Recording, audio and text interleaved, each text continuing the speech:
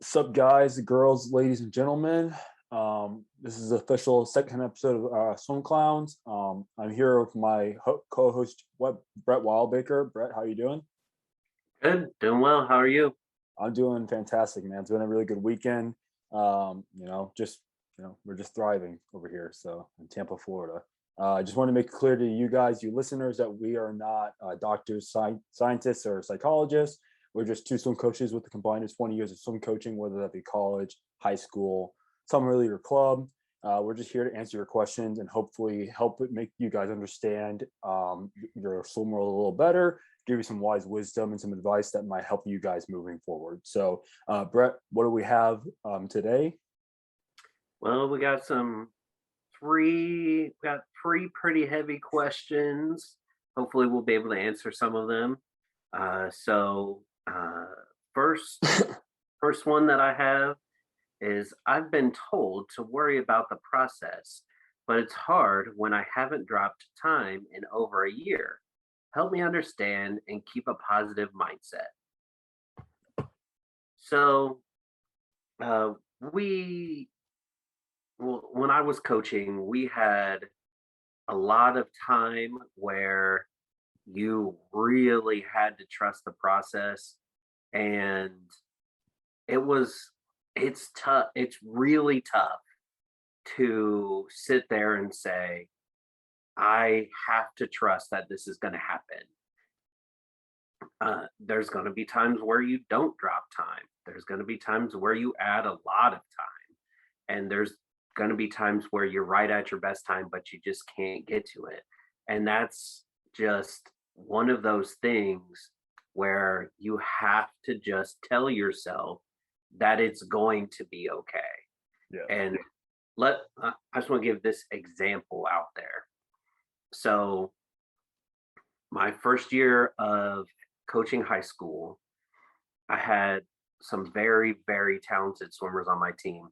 And we had this one girl who was she was a really good backstroker. She held the record at our school already, and so she came in, and there was a lot of times where she wasn't going anywhere near her best time. There was one time where she went 12 seconds, 12 seconds in 100 backstroke above her time. So that right there could have just sank her and been like, okay, we're done with this. But she made sure, and we talked about it. Me as her coach, we talked about this a lot, where you're going to have times where you're just straight up tired. It's Yeah. going to be tiring. And then as long as you trust and you keep putting in the work, and we've talked about this before, where like you have a piggy bank, and the more money you put in, the more work you put in, all that kind of stuff, the The more it's more you going to pay off cash out. later. Yeah, Yeah. actually, I actually just had that talk with our college kids a couple days ago, and I think it's funny, not funny, but I think it's interesting. I think a lot of coaches these days, like that's one of the biggest things we forget to preach at the beginning of the season is that whole idea of trusting the process. Now, I definitely think that we kind of go in the wrong direction with this sometimes, and we don't really explain exactly what it means. But like, if you think about it realistically, individual sports and racing sports in general are a lot of trusting the process kind of sports, right? Because like Brett said, you're gonna have a lot of highs, but you're also gonna have a lot of lows. And oftentimes you're gonna have a lot more lows than you have highs.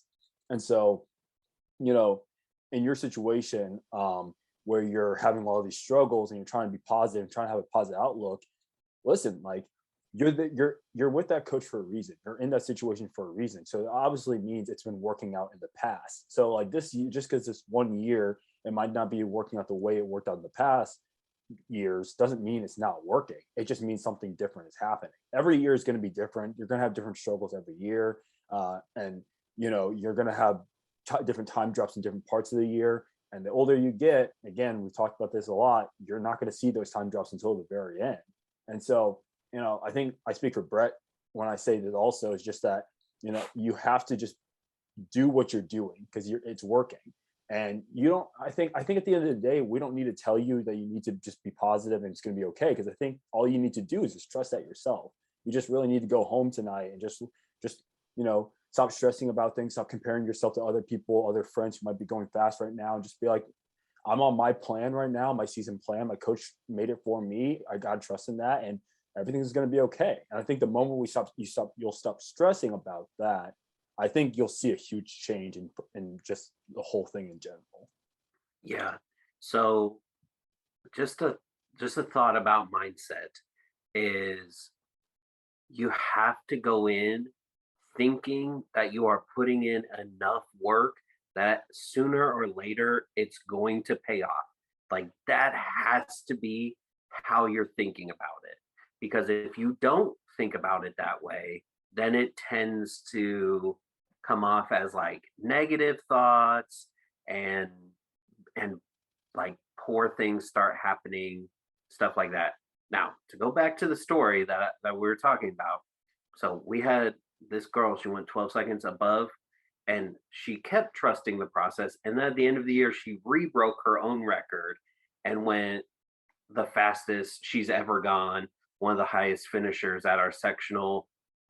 So, it's just one of those things where, like Gary said, you're with the coach for a reason, and most of them know exactly what they're doing.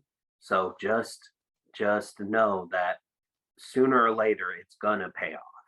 Yeah, I think my last little note on that is kind of going back to what Brett was saying, is that when people say trust the process, anyone listening right now, I think it's really important that you realize that doesn't mean just trust the season plan and trust the coach, but it's a lot of it is trusting in yourself and your own abilities.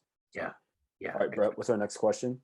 Okay, next question. And this is a tough one. My dad is my swim coach and I don't want to swim for him anymore. How do I go about how do I go about this? I feel if I tell him it I'll ruin our relationship, but if I don't, it will ruin mine for the sport. What do you think about that? I mean that's so tough because like I can see exactly where you're at, and that's a hard place to be in, especially for a kid where you don't want to upset and disappoint your dad, but at the same time you gotta do what's best for you, right? And you gotta make sure you're happy and you're enjoying the sport. So what I would do is start by having the hard conversation with your dad, and we're gonna go back to this a lot in this show where we talk about being open and communicating with people, but it really you first of all, you can't do anything. You can't go to a new club and you can't do anything even without talking to your parents first. So that conversation is going to come regardless if it's going to be a good way or a bad way. So just knock it out of the park and just have the conversation. Now, the good thing about having the conversation is that you get to control the way it happens, right? So think about it. Think about the way you're going to go about the conversation. And I wouldn't, sit your dad and mom down and be like, Dad, I hate you. You've been pissing me off and you've been ruining the sport for me. But I would just be like, listen, I want some change, and the reason I want change, and I wouldn't tell him really it's anything to do with how he's been treating you so much. More, I would try to make it more about just wanting to go out there and do something that's not, you know, oversaw by your dad, something that's just not family related, something that you can just call your own and your own experience and your own journey. Make it less about your dad, because I think the less you can make it about your dad and get him upset, riled up, and pissed off, you'll be able to break away and finally find that new uh, club, team, whatever, without your dad having that what you think would be hate or resentment for you leaving him. Yeah, so this this one kind of goes back, like I'm going to tie it to the first question. So we talked about mindset and how having positive mindset is good and all that stuff. So what I used to tell my swimmers is I want you to come to me with a solution to your problem. Okay. So the if whatever it is, whatever the problem is that you have, I can't be at practice, I don't like this, I don't want this, whatever it is, come up with a solution to that problem already. And like Gary was saying, don't make it about your dad, because if if he is the problem, then it's it's not going to make him feel better knowing that he is the problem. And so what you should do is come up with the positive things that go along with changing a coach. So I want to go here because they do this type of training. I want to do this because this coach trained this person or does some kind of stroke technique really well, or they focus on the events that I really want to focus on, or something like that, where you already have a solution to the problem that you're having. So, say it's I don't like what's happening at practice. This coach does A, B, and C. I really want to see how that works instead of uh, like coming at it as I don't, I don't want to swim for you anymore. Yeah. And you Okay, can, well, that's not going to work, and it's not going to help anybody. yeah. And you can even kind of like, if you like have friends that swim for that other club nearby or something like that, you can use, it's okay to use other examples or other reasons to kind of soften the whole dad thing. And the one thing about the dad thing I thought was kind of, I want to kind of address is that what is your dad doing that makes you hate being a swimmer under him? And I think it's really important that if it's like really bad stuff, then I think something it is worth sitting your mom down and talking to her about it, because she might be able to say something to him in a different way where it's coming from his wife and not his son, who might, in his opinion, be like naive or not understanding the process or his coaching or something like that. And maybe she might be able to soften him up a little bit to the point where you are like enjoying swimming for him again. He might just need that little reminder from somebody. And so I definitely think that is worth like talking maybe to your mom one on one, telling her stuff. And if it is bad, if it does get to the point where you're still like, no, I still want to leave, then like Brett was saying, have that conversation. But I would also tell your dad that you're thankful. I say, like, listen, I appreciate you coaching me. You've done a really good job. I love your coaching style. You're a phenomenal coach, and I respect you.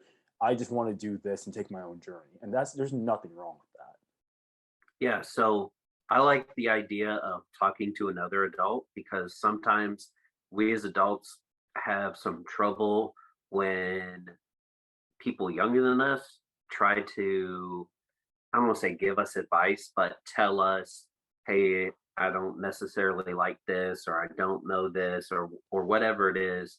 Um, and when it comes from another adult, sometimes it comes off a little bit better, or they can even explain themselves and say, this is why we do this, instead of sometimes when a kid or just a younger person kind of says stuff, it gets very like, I don't want to listen to you because you're just younger than I am. So I like the idea of talking to uh, just another adult. It could be your mom. Uh, it could be another coach, even. Sometimes that's a little tough when it's coming from another coach, but uh, at least another adult would kind of help a little bit, I think. Yeah. Well, good luck to you, buddy, and hope everything works out. Brett, All right, what's the last question? last one. I'm dating a guy on my swim team, and I think it's starting to make me lose focus. Any thoughts? All right, Brett, what do you got? Okay, well, I will tell you right now, I really didn't like when my swimmers dated each other. Okay. I didn't mind, like, I've had a few people that joined the swim team while they were dating each other, if that makes sense. Like, one of them was swimming, so another one joined the swim team. Turned out it was pretty good for him. Um, I don't necessarily like when my swimmers date each other because it's a weird dynamic for a lot of people. If the people that are dating aren't necessarily mature about it, and I think everybody's going to talk about this too, if they don't set very good boundaries, because what starts to happen is, uh, like, especially if, like, so if it's a boy, the boys' team does stuff on their own, the girls' team does stuff on their own. And then sometimes what tends to happen is, oh, well, I'm just going to invite my significant other over while we're having the boys' time, or could be the girls' time, and we're going to invite whoever the boy is over. Well, he knows everybody here, so it's not like it's a big deal. Well, it starts to be a big deal because it just is a weird dynamic. Like it just turns things a little strange. And now I've also had where like people have dated and it's been okay, but they've had very good boundaries about this is what we're going to do. This is boys' time. And so this is just us. This is girls' time. That's just you. And then they do things with their respective teams or they do things with their friends, aren't necessarily with each other all the time. Yeah. And I I think that's important. I personally, for me, I don't ever really mind it, only because I've never been in a situation where it's been a huge big thing. For example, we have kids on our college team who are dating, and I've had kids in my old club team that have dated, and to be honest, you never really know that they're dating because, kind of what Bro was saying, they've done a really good job at setting really good boundaries for the relationship once they walk into the pool. And that's, I think, the really important thing here to realize is that if you're going to have a significant other or, date somebody on a team, that's fine, but you do need to have those professional boundaries. So like Brett said, you're not making other people uncomfortable and making this really awkward dynamic. But at the same time, it goes back to your thing, like, how serious are you about being good? How serious are you about being a good swimmer, being successful, being that bigger fish? If you're really serious about it, and you do need to have those boundaries because you can't be like being distracted. Obviously, you can't. Once you're out of the pool, it's fine. But like in the water, I know I've been a part of some teams where I have seen it be a distraction. So you and your boyfriend or girlfriend or whatever, you guys just have to have that talk and make sure that, hey, like once we're at practice, we got to keep it like PG, professional. We got to make sure that we're respecting each other's boundaries. We got to make sure that, it's really wild that sometimes it almost seems like I know where two people are dating on a team, but they won't even talk. Like they won't even say like they won't even say anything because they're so in the moment. They're so like in the zone at practice, which is how it should be. And so if you're going to have that relationship, it's completely fine, but just make sure that the pool is not your relationship hotspot. The pool is where you want to get better. Now, if you are just one of the swimmers, just like, I don't care about making it to like state, or I'm not looking to make a certain travel roster or anything like that, yeah, you can be a little bit softer on those boundaries, and you can, maybe go over to Jeffrey's lane or Kim's lane, whatever, and splash her a little bit and stuff like that. That's fine, but like, just know like what you're trying to go accomplish, and make sure that those boundaries are respecting your goals and his goals and or her goals, if that makes any sense. Yeah. So this is the other thing so I think Garby touched on the pool part really well. You have to make it clear what your goals are to your significant other about swimming. Because if you're in college, then it could be that your significant other likes to go out and party and you are not about that, or other way around, or whatever. There's something that, like, you don't get enough sleep or something where it's affecting you because of something they're doing. So it's one of those, like, you have to be very clear with them about what they're doing, and about what your goals ultimately are, um, for swimming. And Yeah. it's just one of those things where it's like, is your significant other gonna come first, or is your swimming gonna come first? Yeah. And Um, so, and you need to make sure that you understand that, and you need to make sure that they understand that. yeah, and that goes into life. Like, it goes into your grades, like your schoolwork, how much time you're putting into studying, how much time you're putting into watching Netflix with the significant other. You just have to be able to balance that stuff. And the best way to start is at the pool, right? And Brett, I don't know about you, but I think being a swim coach, I can't help but think about this. Like, if you're in a relationship with a significant other on a team, you also have to kind of remember that what you guys do as a couple with that chemistry can negatively impact a culture that a coach tries really hard to put in place. And what I mean by that is, like, let's say you have a coach, whatever, have a good culture, everything's great, everyone comes in and works hard, and next thing you know, you're bringing your arguments to the pool deck, right? It just creates a really toxic energy and just starts making things really awkward. So just make sure you're kind of thinking about everybody, your teammates, your coaches, you, the other guy, other girl, whatever, just think about everybody and really think it out. It doesn't seem like something you have to sit and really ponder a whole lot. It is, so just make sure you're being sensitive to the subject, and I think it should be fine. Yeah. Yeah, I think that's what I was trying to get at before, with, like, why I don't necessarily like it. Um, just like I said, throws off a weird dynamic. Yeah. It could negatively impact the culture, um, especially if you break up. So, There's always that. yeah, so yeah, that's my opinion on that. So Yeah. We aren't saying don't date. We're just saying be cautious, be smart about it. yeah, But that's all we have for today. Brett, thank you for sitting it down on another Sunday, again, answering these questions with me. Again, if you guys have any questions, whether you're official, swim parent, swimmer, anything like that, swim coach, you have any questions about swimming, the world of swimming, submit your questions to us at swimclowns@gmail.com, and we will hopefully get your questions answered on our next show. Thank you guys, and you have a great day. see ya.